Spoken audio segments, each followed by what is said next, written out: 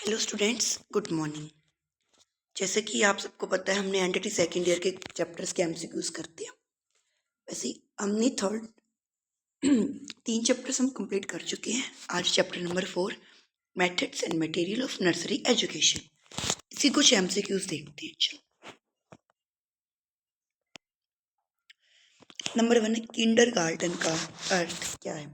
Kinder garden, आपने KG सुन रखा है? केजी क्लास जो होती है, KG, UKG, nursery, I think आपने सुन रखा होगा। तो केजी की फुल फॉर्म ही होती है किंडरगार्टन। इसका अर्थ क्या है? बच्चों का बगीचा। ठीक है। फ्रोबेल ने किंडरगार्टन की तुलना किससे की है? फ्रोबेल ने किंडर गार्डन मतलब गार्डन से ले लिया उन्होंने बगीचा। जैसे एक माली होता है, वो पूरे के पूरे बगीचे को सींचता है, उसका बहुत अच्छे से ध्यान रखता है। नए नए पौधे आते हैं, नए नए पौधे बोता है, उसमें नए नए बीज उगाता है और उस बगीचे को अपने बिल्कुल अपने बच्चों की तरह उसको पालता है, अपने बच्चों की तरह उसकी देखभाल करता है, केयर करता है।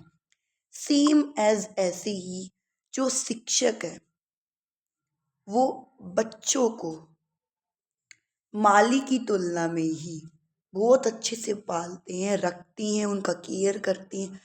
शिक्षक का यही काम नहीं कि हाँ बच्चे आ गए, हम उन्होंने पढ़ा दिया, बात खत्म, दैट्स ऑल। नहीं, उनको नई नई चीज़ें सिखाना, ओनली किताबी ज्ञान से अलावा भी उनको और अदर न्यू एक्सपीरियंस देना, उनको जीवन के बारे में बताना, उनको अच्छी अच्छी बातें बताना, ये सब चीज़ें भी शिक्षक का काम होता है।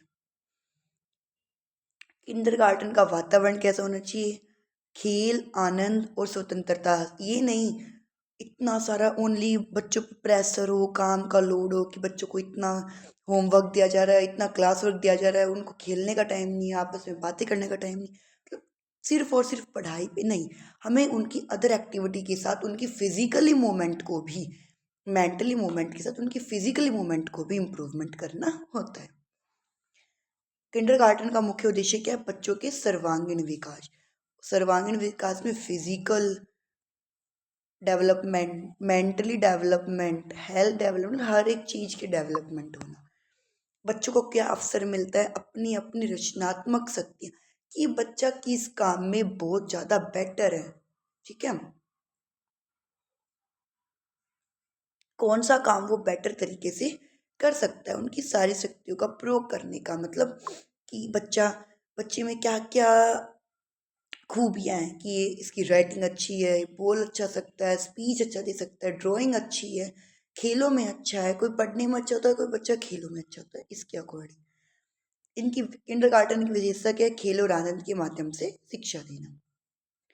फ्रोबेल के विचार किस आयु वर्ग के बच्चों के लिए उपयुक्त है? 3 से 6। क्योंकि फ्रोबेल ने क्या कह रखा है? बच्चों को माली की तरह बना रखा है, स्कूल को माली की तरह, बच्चों को फूल पौधों की तरह बना रखा है। ठीक है। फ्रोबेल की शिक्षा के बारे में क्या कहना चाहिए? उनकी शिक्षा अधूरी रह गई है। फ्रोबेल का सबसे महत्वपूर्ण योगदान क्या माना गया? किंडरगार्टन की स्थापना। ठीक है, किंडरगार्टन की स्थापना फ्रोबेल के लिए ज़्यादा महत्वपूर्ण मानी गई है। फ्रोबेल के अनुसार बच्चों की शिक्षा में क्या महत्वपूर्ण होती है? खेल और क्रियाशीलता। ठीक है। फ्रोबेल के विचारों का प्रभाव किस पर पड़ा? विश्व भर में पड़ा। की मृत्यु कब हुई थी? 1852 में। फ्रोबेल के जीवन का मुख्य उद्देश्य बच्चों की शिक्षा का और विकास। फ्रोबेल के विचार किस आयु वर्ग के लिए? 3 से 6 वर्ष के लिए, जो कि हमने देख लिया। फ्रोबेल के किंडरगार्टन में बच्चों का क्या अवसर मिलता है? खेलने और रचनात्मक गतिविधियों में भाग लेने का अवसर मिलता है। उनकी रचनात्मक जो शक्तियाँ हैं, जो उनमें खूबी है, उनको बाहर निकालने का। ठीक है, कैसे कैसे हम उनको अलग अलग मौके देते हैं, अलग अलग अपॉर्चुनिटीज देते हैं अपनी अपनी रचनात्मक शक्तियों का प्रयोग करने के लिए। सर्वांगीण विकास में सहायता करना होता है फ्रोबेल का। जो फ्रोबेल के शिक्षा दर्शन की विशेषता क्या है? बच्चों के प्रति सहानुभूति और प्रेम। में बच्चों को मतलब देखो, डांटना एक हद तक ठीक हो सकता है, बट ये नहीं कि हम हर टाइम बच्चों को डांटते रहें, डराते रहें। जितना हो सके, अगर हमें ये लग रहा है कि ये बच्चा प्यार से मान सकता है, पढ़ सकता है, तो क्या ही जरूरत है हमें बच्चों को डांटने की। ठीक है, उनको साहस देना चाहिए, एनकरेज करना चाहिए हमें अपने बच्चों को, उन्हें प्रेम पूर्वक पढ़ाना चाहिए। अगर बच्चों को स्कूल से प्यार है, वो स्कूल से आने से नहीं डरेंगे। अगर बच्चा स्कूल में आ रहा है तो कुछ ना कुछ सीख के जरूर जाएगा। बच्चा स्कूल ही में नहीं आएगा तो क्या सीखेगा। तो बच्चों को स्कूल में आए बच्चे, उसके लिए उनको प्रेम पूर्वक हमें रखना पड़ता है। शिक्षक की ये जिम्मेदारी होती है। फ्रोबेल किस प्रकार के दार्शनिकों से प्रभावित होता है? आत्मवादी, जो खुद पर स्वयं अपना सारा काम कर सकती हैं। फ्रोबेल के अध्ययन का मुख्य उद्देश्य क्या है? ब्रह्मांड विकास को समझना। किन शिक्षाविदों का प्रभाव था फ्रोबेल पर? कमेनियस और पेस्टोलॉजी। एरोवुड के अनुसार फ्रोबेल क्या थे? शिक्षा जगत के एक अत्यधिक मौलिक और वैज्ञानिक सुधार थे फ्रोबेल। फ्रोबेल के दार्शनिक सिद्धांतों का केंद्र क्या था? बच्चों के सर्वांगीण विकास। सर्वांगीण विकास में फिजिकली, मेंटली, हर एक टाइप से, इमोशनली।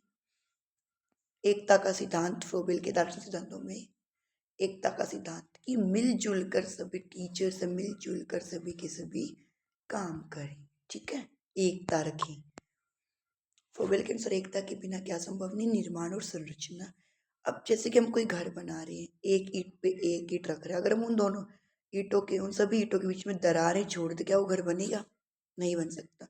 ऐसे ही एक टीचर्स को दूसरे टीचर से या एक टीचर को अपने बच्चों से मिलजुल कर रहना पड़ता है, तब जाके ही अच्छा स्कूल डेवलप हो सकता है। फ्रोबेल के अनुसार शिक्षा क्या है? स्वयं के एकीकरण का सूक्ष्म स्वरूप। स्वयं के एकीकरण का सूक्ष्म स्वरूप, इसका मतलब क्या कह सकते हैं हम लोग कि खुद को छोटे छोटे रूप में इकट्ठा करना, कि धीरे धीरे हमें पता चलता है हमें क्या आता है क्या नहीं आता, धीरे धीरे हमारी सोच समझ बढ़ती जाती है उसके अकॉर्डिंग। फ्रोबेल के अनुसार विकास की प्रथम आवश्यकता क्या? विकास, स्वयं खुद का विकास करना, आत्मनिर्भर बनना। फ्रोबेल के अनुसार समस्त सृष्टि में क्या है? एकता होनी चाहिए। अगर एकता नहीं है, निर्माण और संरचना संभव नहीं है। निर्माण संरचना संभव नहीं है, कोई काम संभव नहीं है। ठीक है, तो आज के कुछ ये इंपॉर्टेंट क्वेश्चंस थे फ्रोबेल के लिए। कुछ क्वेश्चंस हम नेक्स्ट वीडियो में करेंगे। अगर आप चाहते हो मैं किसी और वीडियो पे, किसी और टॉपिक पे वीडियो बनाऊं, तो प्लीज़ आप कमेंट बॉक्स में कमेंट ड्रॉप डाउन कर सकते हो। आपको मेरी वीडियो अच्छी लगती हो, लाइक कमेंट सब्सक्राइब करें। Thank you so much.